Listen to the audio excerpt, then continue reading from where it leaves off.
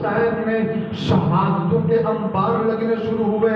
امام علی مقام کربلا میں جاتے ہیں, ایک ایک کا لاشا اٹھا کے لے کے آتے ہیں.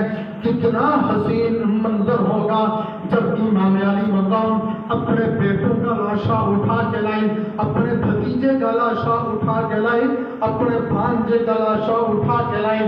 کتنا خوبصورت وہ منظر تھا جس وقت اپنے ننھے سے 6 مہینے کے بچے کی لاش کو بھی حسین اٹھا کے لائے.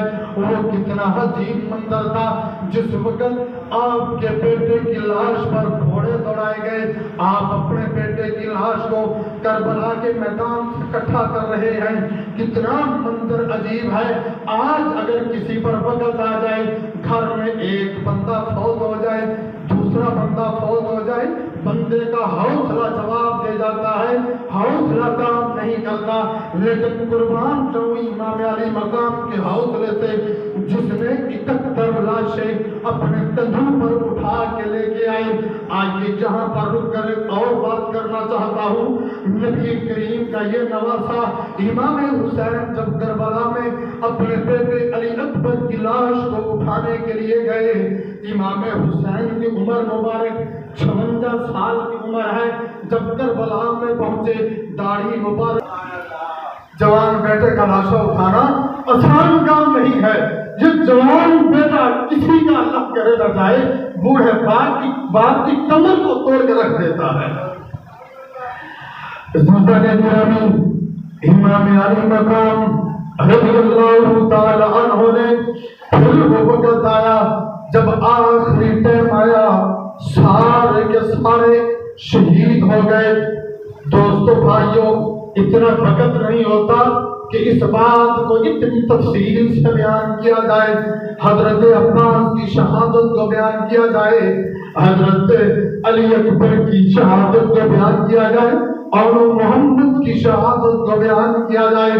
میں مختصر وقت میں تمام کی باتوں کو آخر کی طرف لے کر جانا چاہتا ہوں. امام علی مقام رضی اللہ تعالی عنہ آپ جب آخر پر گئے, دستار حیدری اپنے سر پر سجائی, دستار سجائی. جب آخری وقت ہوتا ہے, ماں اپنے بچوں سے پیار کرتی ہے, باپ اپنے بچوں سے پیار کرتا ہے, لیکن یہ وہ وقت ہے جب ماں کا سایہ نہیں ہے, باپ موجود نہیں ہے, سواری پر سوار کرنے والا کوئی نہیں ہے, سر پر دستار سجانے والا کوئی نہیں ہے. اسی خیمے میں حضرت زینب رضی اللہ تعالی عنہا آپ ایک دستار لے کے آئی. یہ کون سی دستار تھی؟ بہت پرانی دستار جس کو نبی کریم صلی اللہ علیہ وسلم اپنے سر مبارک پر باندھا کرتے تھے. یہ دستار لے کے آئی. حضرت زینب نے اپنے بھائی کے سر پر دستار کو سجایا, پھر سواری پر بٹھایا, کربلا کی طرف روانہ کیا. امام علی مقام کربلا کی طرف میدان میں گئے, کئی کافروں کو گاجر گولی کی طرح کاٹ دیا. آخرکار ایک آوازہ بلند ہوا, کافروں کی طرف سے ایک آواز آئی, اگر اسی طرح حسین کی تلوار چلتی رہی, کچھ ہی منٹوں کے بعد یزید کی فوج کا ستیہ ناش ہو جائے گا.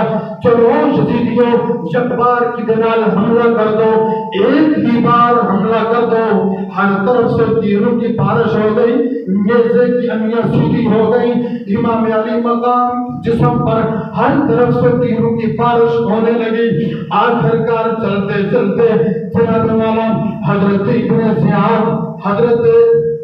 ابن زیاد نے کہا, یہ تو تھمنے کا نام نہیں لیتا, یہ تو حیدر کا بیٹا ہے, علی کا لخت جگر ہے.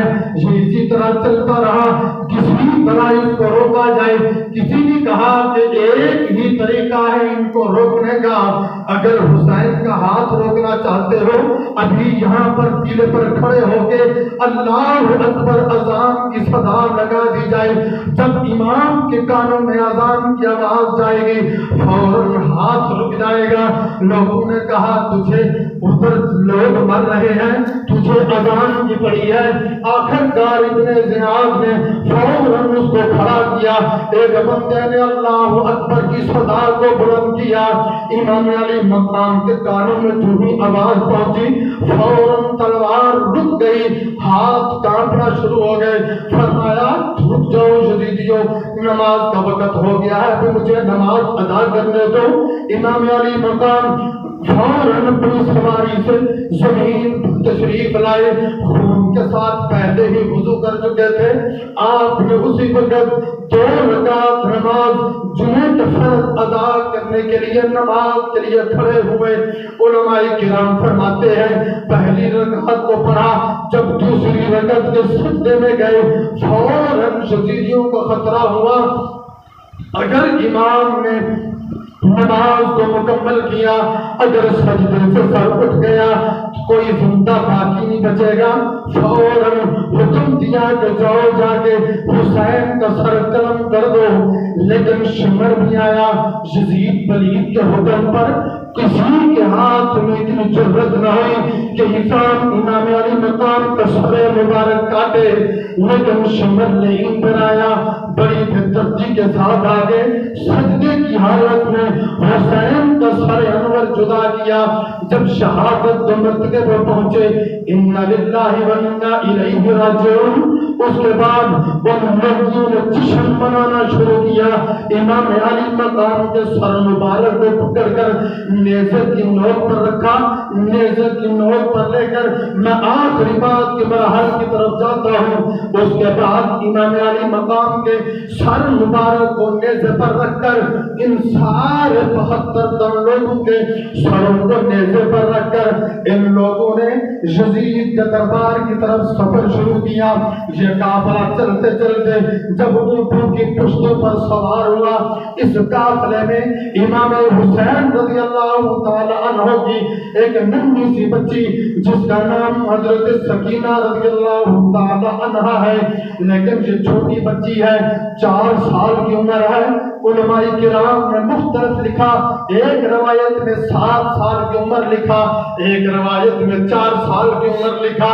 لیکن یہ جب قافلہ چلنے لگا آپ کی پھپھی زینب رضی اللہ تعالی عنہا نے فرمایا بیٹا اب تو سو جا, سفر شروع ہونے لگا ہے, تو آرام کر سو جا.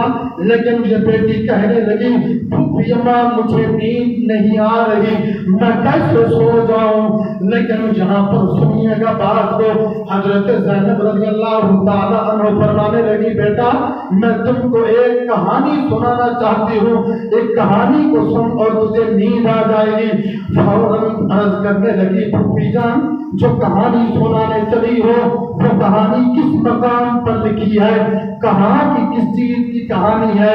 آپ نے فرمایا بیٹا میں علی حیدر کرار کی بیٹی ہوں, نبی کریم کی نواسی ہوں, فاطمہ الزہرا کی لفظ ذکر ہوں. میں کوئی دنیا دار کہانی نہیں سنانا چاہتی, میں تجھے وہ کہانی سناؤں گی جو